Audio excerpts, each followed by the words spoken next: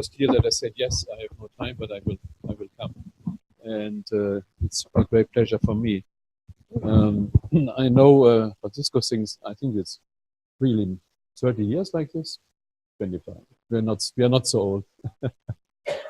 And I've been several times in your country, and it was always for me a great, more than a pleasure. It was really beautiful to be together with your colleagues.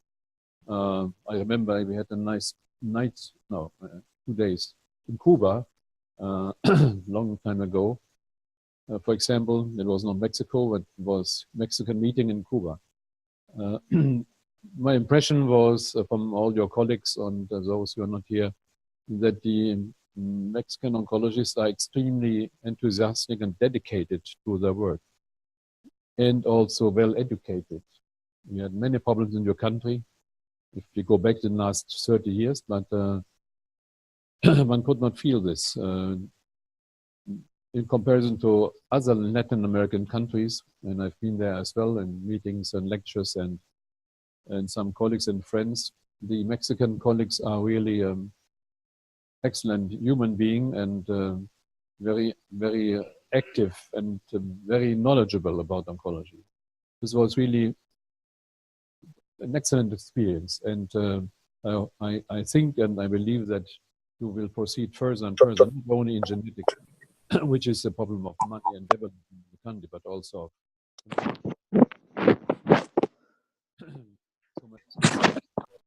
your country will further improve. And you do not need a wall to do this. With and without wall, and you will improve in oncology and other fields. So if it's not working, then the PowerPoint would be nice to have. And okay, then I can take the time to say my best thanks to Francisco. He's so committed, and the first time when I met him in Moscow, he was committed, completely committed to help human with his work. He was so keen to learn medicine, to learn oncology, but not to make money. He's so different from the typical doctor in the United States. And probably also in Germany and in Italy, everybody wants to help the people, but also they want to have some nice income. And Francisco is not caring about one back, yeah, is not caring about. And I think he hates money. And I always said the same: take a little bit of money. You have family, and you have to support your family. So it's one of the few human being in which I've met personally, which are so so strong, living and working for the other people, for patients, for human. Everybody should do like this, but I think most of your colleagues feel this and know this as well. And I am very happy that you are now involved in, not in the politics, but in the development of oncology on a political way. That is very important. You never wanted, but I thought it should be. So then I give the overview about what is the most important in the colorectal cancer part from ASCO. Something before is a problem? No. It's just so. Okay. So the first one is the rectal cancer trial, which I have started 12 years ago. It was this trial within the ERTC, which was done for 3 years, and now we have a 10-year follow-up. I presented the first data in 2014 at ASCO, and this is now 4 years later, the final data. It is, next slide. The first one was within, okay, doesn't matter. Next one. It is mainly done in Germany with 737 patients, but the other patients came from the ERTC GI group, from the radiotherapy group, from Australian group, Belgian group, French group. And the follow-up median 5.7 years, minimum 5, maximum of 10 years. That's a very mature data now. Next. Just to show that, do we have a pointer? No, doesn't matter. That of all patients, adjuvant chemotherapy started 77 and 73%. So 23% of the patients did not receive the full treatment, only pre-op chemoradiation, surgery, most all of them, but then we have less patients. But this is the problem of such a trial. You start with chemoradiation, before randomization, before chemoradiation, at the end, after more than half year or 9 months of this? Yes. After 9 months of treatment, then the patients have problems and they do not do the treatment which they should. So that is the problem of this type of studies. If you make randomization before you start any treatment. Next slide. The zero resection, 99%. So all patients more or less had a complete resection. Pathological CR rate, you see here the outcome of a study, there's no difference. So oxaliplatin, this is easy to say from these figures, oxaliplatin does not improve the pathological complete response rate. This is the relapse rate at 5 years. After a median follow-up of 5.7 years, no difference. It's low with 8.7 and 6.0. So 6, more or less 7% local relapse rate after 10 years or minimum of 5 years.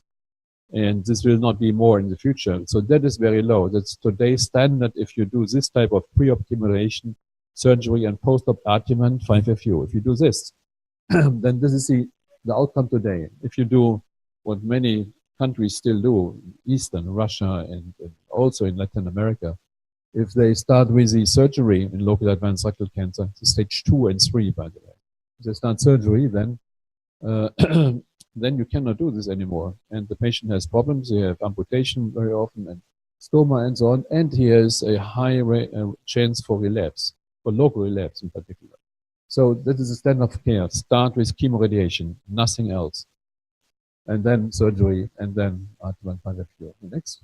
So this is distant relapse rate, and you see again, no benefit of oxaliplatin. Distant relapse rate is 20% for both arms. And then you see there's a sort of plateau after 7-8 years. Next. That means that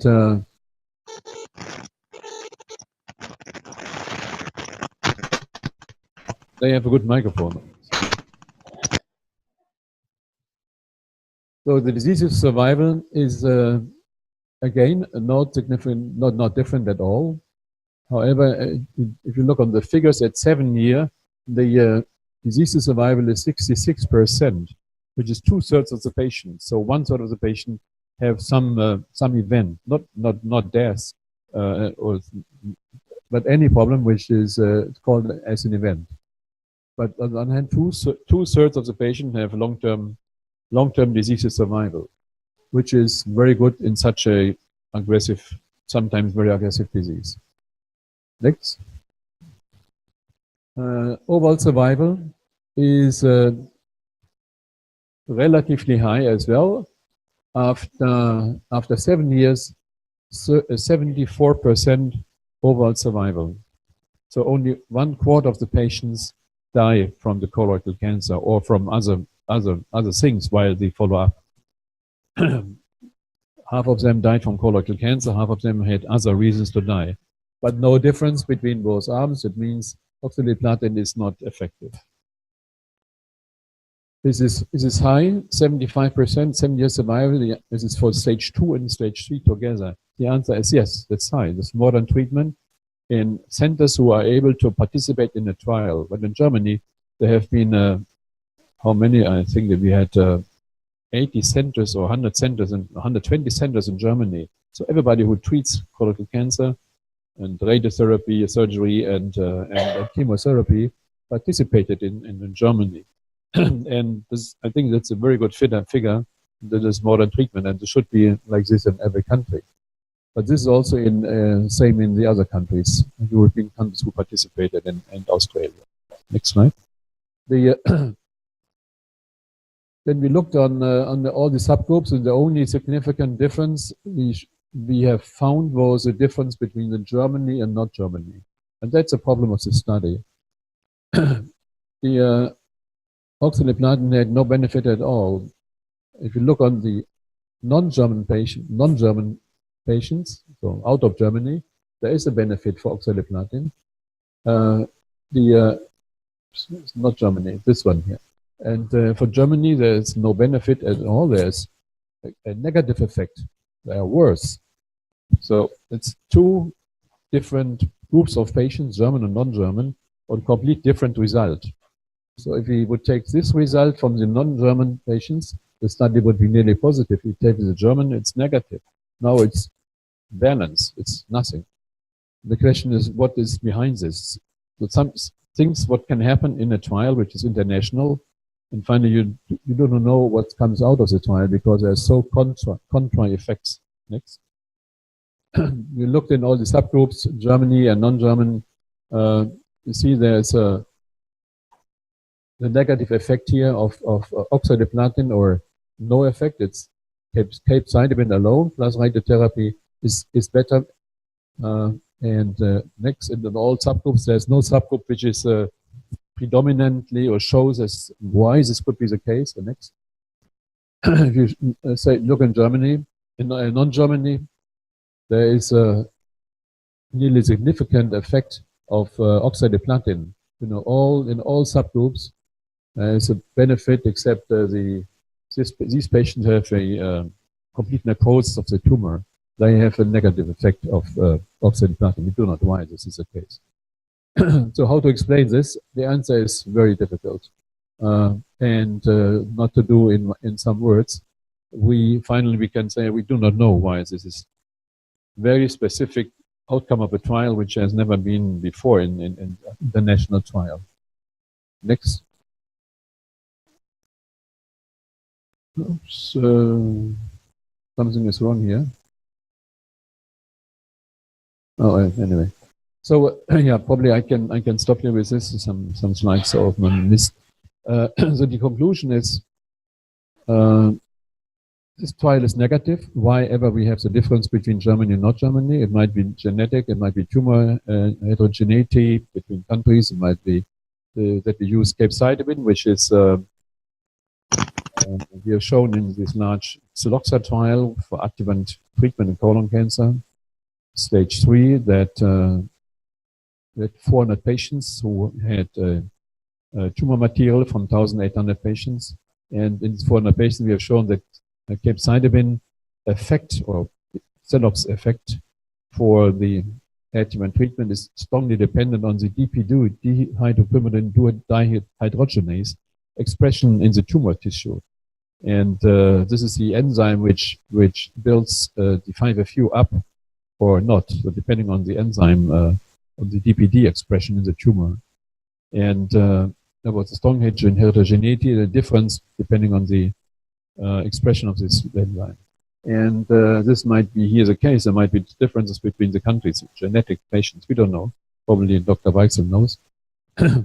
But finally, oxaliplatin is not working. I show now the other trials, which also presented at Tuesday, and also long-term data.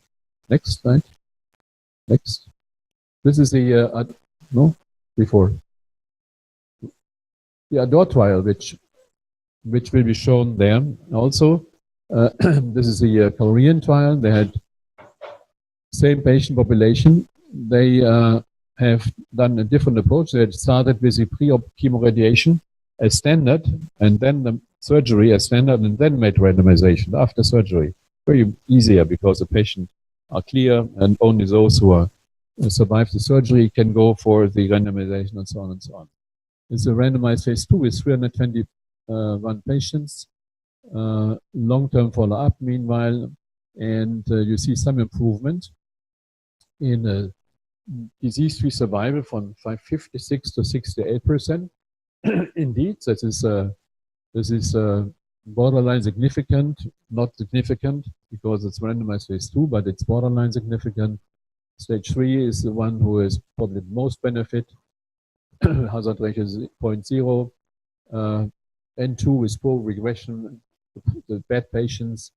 The survival, however, if you look here, there is no difference. Also, hazard ratio 7.3, but it's still P 0.2 for so many patients. So it's a very weak effect, if at all.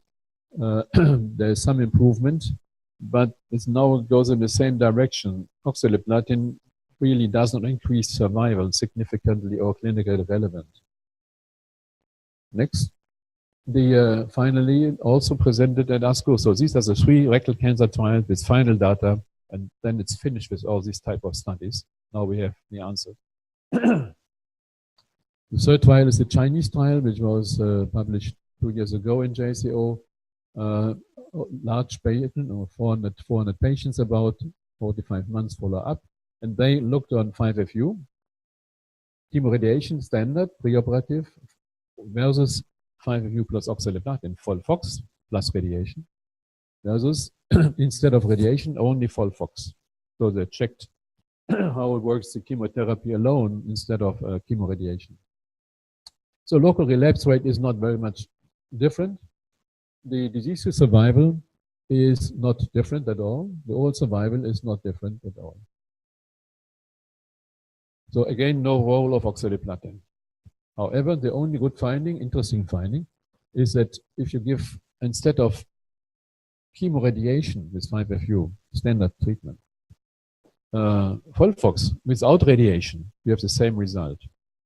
So this is interesting, probably only in China, but if there's a Chinese versus like the German effect, but this is interesting that if you want to avoid radiation due to whatever reason, this is a good indication that you can give just chemotherapy without radiation. It's one study. There's not more like this, but probably this will be further investigated. So the final conclusion for from the oxaliplatin, it's interesting in some studies, but it's really not working if you add it to pre-op chemoradiation or post-op adjuvant 5FU or capecitabine. The last rectal cancer study I will show you also because it's interesting. Locally advanced rectal cancer, but far local advanced rectal cancer. Spanish study, Fernandez Marcos. They gave 3 months FOLFOX plus or minus aflibercept. So VEGF targeted agent together with the chemotherapy in rectal cancer before surgery. We know that in colon cancer it does not work, adjuvant. What about rectal cancer? However, they showed that it's working if this was followed by chemoradiation and then by surgery. So the far advanced local, middle, low, so low located tumors, so the ugly tumors, the bad tumors, PCR rate was 115 patients, not significant, was 24% versus 14%, so nearly doubled. This is a most important effect. And the RZ resection was the same in both arms, clearly. However, this shows the potential of a combination of the addition of a VEGF, anti-VEGF, or PIGF drug like aflibercept. I think that's a very good result, and it shows that we should do more for these tumors. And so if I would do a study now, I try to make such a study, FOLFOXIRI, BEVA, 4-drug combination, chemotherapy followed by chemoradiation, and then followed by surgery. So I think this is one of the next studies in this way. So this was everything from rectal cancer. It's very much for a whole session in colon cancer, colorectal cancer. So half of them it's rectal cancer. It's very interesting, very important. Now, some colon cancer data which are interesting. This is the our German ARO of the FIRE3 trial. You know, very often discussed and so on, FOLFOX plus cetuximab or bevacizumab in RAS wild-type patients only. It's not many patients, 250 patients, but 6-year follow-up. Significant benefit for cetuximab for response rate, which is 77%. It's pretty high. And for RAS wild-type patients, and the PFS was not different. However, the survival was significant, again, improved from 25 to 31 months. So the response rate is pushing the survival, independent of the progression-free survival. Convincing data. Question: what we do with this? Answer is using in RAS wild-type patients the at least the cetuximab triplet combination. Next question is left or right tumor? Left tumor, not right side. Interesting data from the pembrolizumab in MSI high, CRC, 60 patients who 2 prior treatments, response rate 32%, but the overall survival after 1 year follow-up is relatively high with 76%. So this is working. It's very, very good in third line or fourth line, or third line, and long effect, consistent. And the question is, should we treat these patients first line with the PD-1 inhibitor instead of third line, fourth line? If it's working so good, then we should go first line. However, this is a question of trials as not considered but not starting. The last set of the German ARO trial from my group, which we started in 2000, and meanwhile we have done really many of the landmark studies. And this is one again, which is interesting, with FOLFOXIRI plus panitumumab, RAS wild-type patients. Only 96 patients with 2 to 1 randomized, and you see the difference for response rate, disease control rate, and this is the left tumor response rate, it's a right tumor response rate. And there's always an improvement from the triplet to the 4-drug combination, which is relatively high. If you look on the response rate in the left-sided tumor is highly significant with 91%. And the right side, it's still the right side, it is improved to 60%, which is interesting because we thought the right-sided cetuximab is not really working, but with the 4-drug regimen, it's working. So it looks to be a new standard if it will be reproduced in a larger trial, but the data are very, very positive. Resection rate is improved as well. It's not, toxicity is acceptable. That's right. The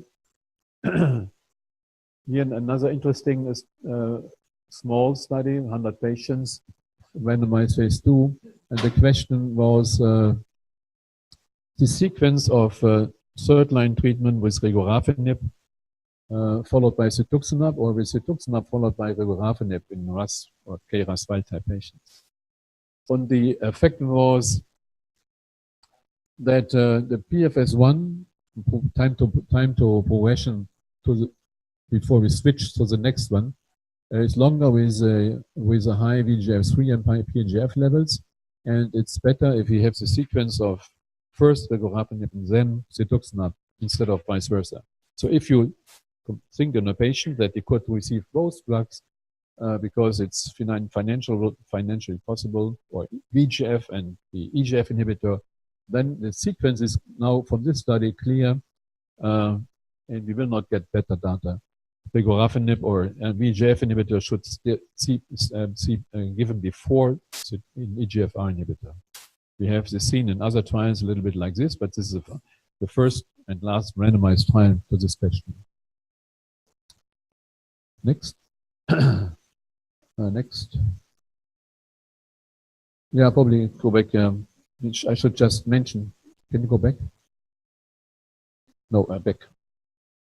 Return. Spanish. Return. Special word. Next. No. this one. HIPEC, the hyperthermic perfusion or peritoneal perfusion and followed by the resection in peritoneal carcinosis. There's a French trial from PRODIGE 7. This study will be presented. We don't have the data. I assume the data are positive. So this would mean that if you have a patient with peritoneal carcinomatosis, you want to do something for him, then you should make this special treatment. It's relatively expensive. No, it's complicated, and for the patient and for the doctors, but it's feasible and not life-threatening in a center where it's possible to do, and the prolongation of life is really relatively high. So if I remind the earlier data. Next. So finally, we are in the modern oncology era with with molecular markers. These are also in the oral presentation. These both because they show very importantly that we can, the biomarkers do from the blood, liquid biopsy is now soon the standard. And it's very important because it makes everything much easier. You just have blood, you don't do any re-biopsies or biopsies or re-biopsies. You don't need all these things. We have done this in the model trial, and in Mexico it's not part of the model trial, where we make innovative combinations in the maintenance phase, large trial, 3,000 patients worldwide participation, which is a trial which I have set up 4 years ago and was taken up from Roche and is now done because it's so expensive. And all patients get regular biopsies and also liquid biopsies, and they show what comes out of this, what we will get out of this, that we can determine what we have to do with the patient if we just take the blood.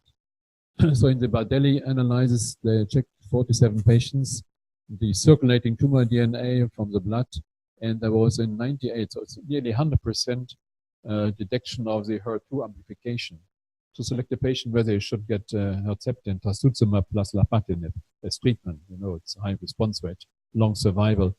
So it's very important to check every patient for HER2 expression. And you have not to go to the tumor tissue anymore and make re-biopsy. You just do the circulating DNA from this data. The platform analysis very easy to do in a standard laboratory. So that is not a future; it's the near reality, and the same is, for example, from the Vogelstein group from the United States. They have shown in nearly 100 patients colon carcinoma stage 3 with surgery and adjuvant chemotherapy, and they checked the circulating tumor DNA based on individual tumor profile of the patient, and you see the data show clearly that this is the best prognostic marker and predictive marker who is possible, just like a simple tumor marker, much better than CEA.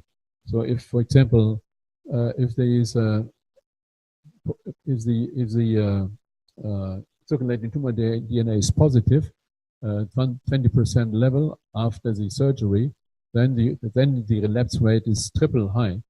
Significant. If it's negative and will be positive after surgery, then it's higher relapse rate. If it's positive and will be negative after surgery, significant lower relapse. But this can be done more and more, and it's a very precise marker of the outcome, whatever we do. Next.